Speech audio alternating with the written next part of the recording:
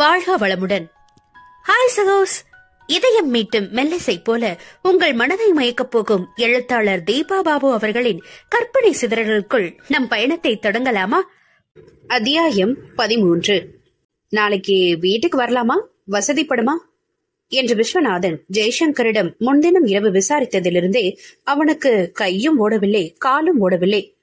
அதுக்கு என்ன சார், தாராளமா வாங்க, நாளைக்கு ஞாயிற்றுக்கிழமை தானே, வீட்டுலதான் இருப்பேன் என்று அவரிடம் இன்முகமாக பேசியவன் வீட்டை ஒதுங்க வைக்கிறேன் பெருவழி என செண்பகத்தை ஒரு வழி செய்துவிட்டான். அவர் மனதில் எதற்கும் எப்பொழுதும் தான் தரம் தாழ்ந்து போகாமல் உயர்வான இடத்தில் இருந்தால்தான் சரியான தருணத்தில் முறைப்படி மணியை தலைநிமிர்ந்து பெண் கேட்க முடியும் என்கிற எண்ணமே அவனை அவ்வாறு செய்ய தூண்டியது. டேய், ஏன்டா அப்படி அலப்பற பண்ற? வர்றவங்க சாதாரண மனுஷங்க தானே, ஏதோ ஒரு வீட்டுல இருந்து தானே வராங்க, எதுவும் அரண்மனையில இருந்து வரலையே, ஓவரா தான் பில்டப் பண்ற என்று அவர் தோளில் நொடித்துக் கொள்ள வேகமாக அருகில் வந்து அவரை சமாதானப்படுத்தினான் ஜெய். ஜோ அம்மா, உனக்கு ஒண்ணு புரியல. நான் அவங்க வீட்டுல தங்கி இருந்தப்போ அவருடைய ஒய்ஃப் லட்சுமிமா இருக்காங்களே, வீட்டை எப்போதும் அழகா சுத்தமா வச்சிருப்பாங்க. அதாவது அந்த இடத்துல அவ்வளவு அழகா அடுக்கி வச்சிருப்பாங்க தெரியுமா. வீட்டை ரொம்ப நல்லா வச்சிருக்கீங்கன்னு நான் சொன்னேன்னா உடனே அவருக்கு ஒரே பெருமை. என் மனைவி எப்போதும் அப்படித்தானே பெருசா அலட்டிக்குவாரு. நான் வாய வச்சுக்கிட்டு சும்மா இல்லாம அவங்க என்ன நம்ம வீட்டுக்கா வரப்போறாங்கன்னு நினைச்சுக்கிட்டு என் அம்மாவும் அப்படித்தானே பெருமையா பிட்ட போட்டுட்டேன். எப்ப பார்த்தா நேர்ல வராங்க. உன் பேரை காப்பாத்துதான் இத்தனை தூரம் அலமோதிட்டு இருக்கேம்மா என்று வெகுவாக அழுத்து கொண்டான். அப்படியாடா சொன்ன? உனக்கு ஏண்டா அந்த பேராசை? அம்மா பத்தி உனக்கு தெரியாதா? ஒரு சட்னியை மிக்சியில போட்டேனாலே ஜார ஒரு பக்கம் மூடி ஒரு பக்கம் போட்டு வச்சிடுவேன். அதுக்கப்புறம் அரைக்க தேவைப்படும் போதுதான் அதை வலை வீசி தேடுவேன். என்ன போய் இப்படி சிக்க வச்சுட்டியாடா என்று அங்கலாய்த்தார் செண்பகம். சரி சரி, அதுக்கு தானே நானும் கூட சேர்ந்து வேலை செய்யறேன். சோஃபாவில இந்த புது விரிப்பை நல்லா இழுத்து விடு. போதும் போதும் போதும், ஓகே ஓகே என அவரை நன்றாக தனக்கு சாதகமாக பயன்படுத்தி கொண்டான் ஜெய். அப்பாடா, நம்ம வீடாடா அது, எவ்வளவு அழகா மாறிடுச்சு இல்லடா என்று வாயில் கை வைத்து வியந்தார் செண்பகம்.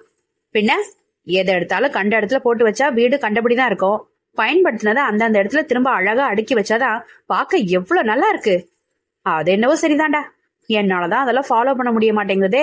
தடபுடன்னு சமைச்சு வச்சுட்டு எதையும் ஒதுங்க வைக்காம அப்படியே அக்கடான்னு வந்து உட்காந்துடுறேன். அப்புறம் நிதானமா போய் அந்த வேலையை மறுபடியும் செய்யறேன். அப்படி இல்லாம அதை அப்பப்போ எடுத்து வச்சா அது ஒரு தனிப்பட்ட வேலையாக உனக்கு தெரியாதுல்லம்மா. பாக்கலாம், இனிமே மாற முடியுமான்னு தெரியல. அட்லீஸ்ட் வர்ற மருமகளையாவது அப்படிப்பட்ட மருமகளா தேர்ந்தெடுக்கணும். வருகிற மருமகளா? மணி எப்படி நடந்து கொள்வாள் அது தெரியவில்லையே. எதற்கும் இப்படி ஒரு பிட்டை போட்டு பாப்போம். அதுலயும் ஒரு சிக்கல் இருக்குமா? அதே என்னடா? இல்ல, அவ ரொம்ப ஓவர் பெர்ஃபெக்ஷன் பாக்குறவளா இருந்தா உனக்கு கஷ்டம்தான். எதையும் எடுத்த இடத்துல வைக்க மாட்டேயான்னு உன்கிட்ட சண்டை போட்டுட்டே இருப்பா. அச்சோ, அதனால வர்றவள அப்படியே ஏத்துக்குவோம். சுத்தம் பாக்குறவளா இருந்தாலும் சரி, இல்ல பாக்காதவளா இருந்தாலும் சரி, அவளுக்கு ஏத்த மாதிரி நாம அட்ஜஸ்ட் பண்ணி போயிடுவோம். அப்படி இருக்க கூடாது தம்பி, உனக்கு விவரமே பத்தல. அப்புறம் அவளை நம்மள மதிக்கவே மாட்டாள. நாம அனுசரிச்சு போனா அவளும் நம்ம அனுசரிக்கணும். அதை விட்டுட்டு நாம மட்டும் ஏமாந்த சோனகிரியா கேனையா இருக்க கூடாது என்று அவனுக்கு ஆலோசனை கூறினார். என்னது கதை எங்கேயோ ஆரம்பித்து எங்கேயோ போகிறது. இப்பொழுதே மருமகளை அனுசரித்து செல்வது அவள் நடந்து கொள்வதை பொறுத்துதான் என்று போர்க்கொடி உயர்த்தினாள். நான் என்ன செய்வது? சரி விடுமா, அத அப்ப பேசிக்கலாம். இப்ப ஆவர வேலையை பார்ப்போம் என்று அவரை திசை திருப்பினார் ஜெய். மாலை தன் வீட்டிற்கு விஸ்வநாதன் ராஜலட்சுமி தம்பதியருடன் கால் டாக்ஸியில் வந்திறங்கிய மணிகர்ணிகாவை பார்த்து அசந்தே போனான் அவன். சுருண்டு அடர்ந்திருந்த கருங்குழலை பெரிய ஹேர்பேண்டினுள் அடக்கி இருந்தவள் சந்தன நிற சல்வாரில் மெல்லிய அலங்காரத்தில் தேவதையாய் மிளர்ந்தாள். தன்னை எப்பொழுதுமே அவன் கண்டுகொள்வதில்லை என்கிற கனல் எந்நேரமும் உள்ளுக்குள்ளே கனன்று கொண்டிருப்பதால் அவனிடம் விழிகளாலேயே போர் தொடுத்தாள் மணி. அதில் சிக்கொண்டு தடுமாறியவன் சட்டென்று அவள் வாழ்வீச்சில் இருந்து தன்னை மீட்டுக் கொண்டு அவர்களை வரவேற்று உள்ளே அழைத்து சென்றான். பரஸ்பர அறிமுகத்திற்கு பின் அவர்களை அமரச் சொல்லி இனிப்பு காரம் என கொடுத்து உபசரித்த செண்பகம் புன்னகையுடன் அவர்களுக்கு எதிரே ஜெயின் அருகில் அமர்ந்தார். நீங்க இவ்வளவு தூரம் எங்களை பார்க்க வர்றதுல எங்களுக்கு ரொம்ப சந்தோஷம். அங்க இவ தங்கியிருந்தப்போ ரொம்ப நல்லா கவனிச்சுக்கிட்டீங்கன்னு தம்பி சொன்னான். அப்படிலாம் ஒண்ணும் பெருசா இல்லைங்க, இருந்தது 2 நாள். அதுலயே அங்க இருந்தவங்களுக்கு தன்னால முடிஞ்ச நல்லதை செஞ்சுட்டு அவசர அவசரமா கிளம்பி வந்துட்டாங்க. பையனை ரொம்ப நல்ல விதமா வளர்த்திருக்கீங்க என்று லட்சுமி செண்பகத்தை பாராட்ட மணியோ தனக்குள் நொடித்துக் கொண்டு புதட்டை சுழித்தாள். அதை கவனிக்காதவன் போன்று விஸ்வநாதனிடம் மணியின் படிப்பு வேலை வாய்ப்பை பற்றி தீவிரமாக பேசிக் கொண்டிருந்தான் ஜெய். இங்க வா என சைகையில் கையசைத்து திலக்கை அருகில் அழைத்தாள் மணி. அவனோ செண்பகத்தை நிமிர்ந்து பார்த்துவிட்டு அவருடைய கரத்தை கட்டிக்கொண்டு அவர் மேல் சாய்ந்து கொண்டான். என்னம்மா என்றபடி அவனிடம் திரும்பியவர் அவன் பார்வையை உணர்ந்து மணியை நோக்கி முறுவளித்தார். நீதான் ஜேர்னலிசம் அப்ளை பண்ணிருக்கதாமா? ஆமா ஆண்டி. ரொம்ப நல்ல விஷயம். ஆர்வத்தோட தைரியமும் இருந்தாதான் அதுல நல்லா நிலைக்க முடியும் என இலவச ஆலோசனை வழங்கினார் செண்பகம். நீங்க வேற, ரெண்டுமே அவகிட்ட எக்கச்சக்கமா குவிஞ்சு கிடக்கு என்று லட்சுமி பரிகாசம் செய்ய, தெரியுமா என செனுங்கியபடி அவர் கையை தட்டினாள் மணி. ஜெயின் விழிகள் அவளிடம் பாய்ந்து மீள அவனை அலட்சியப்படுத்தியவள் மெடுக்காக நிமிர்ந்து அமர்ந்தாள். பெரியமா சொல்றது சரிதான் ஆண்டி, என்கிட்ட அந்த குணங்கள் நிறையதான் இருக்கு. அப்படி இருந்தா தானே நீங்க சொல்றது மாதிரி என்னால அந்த ஃபீல்ட்ல நிலைச்சு நிக்க முடியும் என்று அவரிடம் கேள்வி எழுப்பினாள். கரெக்ட் கரெக்ட் என்றவர் வேகமாக ஆமோதிக்க ஜெயின் இதழ்கள் விஸ்வாவின் பேச்சிற்கு சம்பந்தமே இல்லாமல் புன்னகையில் விரிந்தது. ஆக்சுவலி இன்னைக்கு மணியோட தோழியோட திருமணத்துக்காகத்தான் நாங்க சென்னை வந்ததே. இவ அம்மா அவளை தனியா அனுப்ப மாட்டேன்னு மறுத்துட்டா.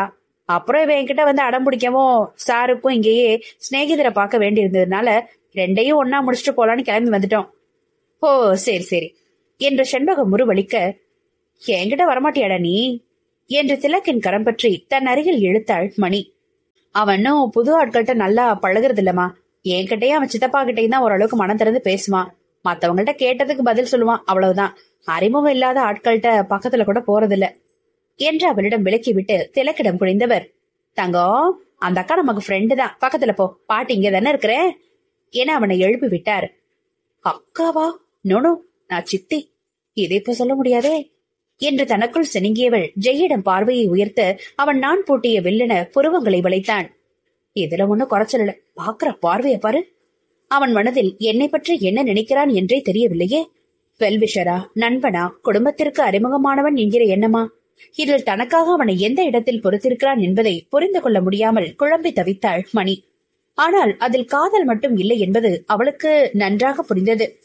மனதில் காதல் இருப்பவன் என்றால் தன்னிடம் தானாக பேச முயற்சிப்பான், அல்லது அட்லீஸ்ட் நான் பேசும் பொழுதாவது பேசி வளர்த்து முயற்சிப்பான். ரெண்டுமே இல்லையே. என்ன காரியமாக பேசுகிறோமோ அது முடிந்தவுடனே ஓகே பாய் see you என்றுதானே கத்தரித்து விடுகிறான் என பெருமூச்செறிந்தாள். இது என்னக்கா என்று அவள் கையில் இருந்த டாட்டூவை காண்பித்து சந்தேகம் கேட்டான் திலக்.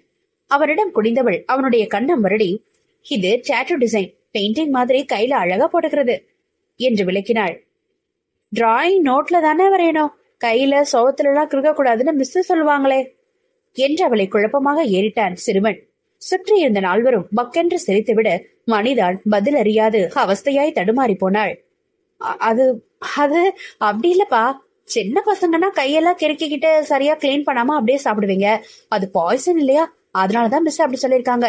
இது நெயில் பாலிஷ் போல, நாங்க பெரியவங்க அலங்காரத்துக்காக அப்படி போட்டுக்குவோம் பாரு, இது கை மேலதானே இருக்கு, இதனால ஒன்னும் பாதிப்பு வராது என்று ஒருவாறு சமாளித்தாள்.